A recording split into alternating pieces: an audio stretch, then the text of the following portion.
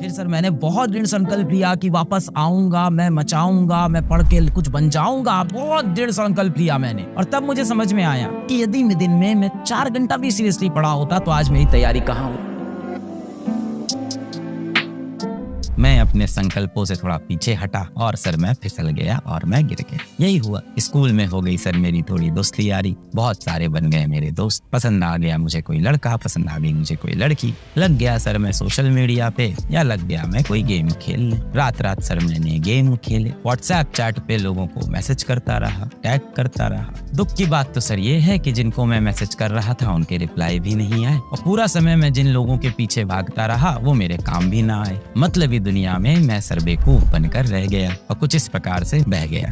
यही हुआ ना। फिर सीरियस हुए तो यार कोई बात नहीं, आईआईटी दिल्ली, आईआईटी बॉम्बे ना सही, कोई आईआईटी तो निकल सकता है मेरा। अच्छे से रिवाइज करता हूँ, कोई आईआईटी तो निकल जाएगा। कोचिंग का तो कुछ पता नहीं, कुछ नहीं पता सर। वो सर जब जहाँ से वो कार बस वाले क्वेश्चन थे वहीं तक मैं साथ था। जहाँ वो बंदर अंदर रस्सी पे लटकना शुरू किया, चेन को टेबल से लटकाया, वहां से सर मैं तो टूट चुका था। और वो सर जहाँ से एक बॉल को हमने अर्थ से फेंका और वो स्केप वेलोसिटी वाली बातें, तब तक सर मैं ही आईआईटी के प्रिपरेशन को स्केप कर चुका था। वहां से मुझे आगे कुछ खास समझ में नहीं आया। मुझे अभी भी नहीं पता sir steel is more elastic या रबर इज मोर इलास्टिक, ये तक नहीं पता सर। मैं सच्चाई बताता हूँ। सिंपल हार्मोनिक मोशन वेव होता है कि नहीं होता सर मुझे नहीं पता। एसएचएम बोलते हैं ये पता है। कुछ इक्वेशन बनती है कॉस साइन ओमेगा टी की, कॉस का ग्राफ क्या है, साइन का ग्राफ सर ये भी याद ना रहा। फिर सर मैंने बहुत दृढ़ संकल्प लिया कि वापस आऊंगा, मैं मचाऊंगा, मैं पढ़ के कुछ बन जाऊंगा। बहुत दृढ़ संकल्प लिया मैंने, कम बैक करूंगा। वन शॉट वीडियोस मैंने देखे और तब मुझे समझ में आया कि यदि दिन में मैं 4 घंटा भी सीरियसली पढ़ा होता तो आज मेरी तैयारी कहाँ होती। और कुछ नहीं तो आईआईटी के अंदर, आईआईटी रुड़की, आईआईटी गुवाहाटी में तो लैंड करेंगे। शुरू के 1 महीने इस बार फिर सीरियस हुए, टेस्ट के अंदर आते भी थे, 50% टेस्ट की अटेंडेंस हुआ करती थी।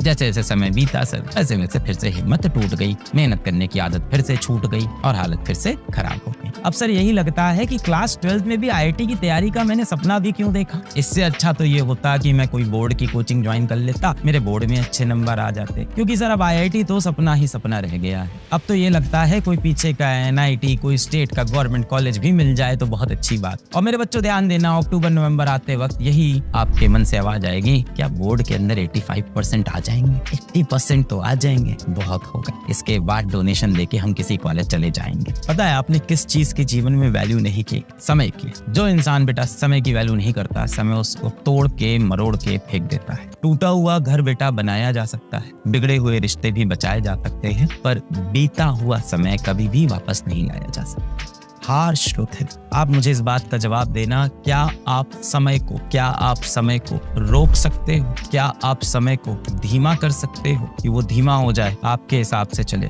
आप समय को धीमा कर सकते हो, आप समय को रोक सकते हो। अब बेटा वो आप छोड़ दो कि जहाँ पे कोई ऑब्जेक्ट सी की स्पीड से मूव करने लगे तो वहां पे टाइम डायलेशन होगा, वो प्रैक्टिकल लाइफ में नहीं होता है। बस कोई बोरिंग क्लास चल रही हो स्कूल में, कोई टीचर पॉलीमर पढ़ा रहा हो केमिस्ट्री के अंदर, या केमिस्ट्री के अंदर कोई हार्ड टॉपिक पढ़ा रहा हो, तो भी लगता है समय रुक गया है ना। घड़ी देखा, अरे यार कितना टाइम बाकी है लेक्चर में, 1 घंटा। फिर बैठे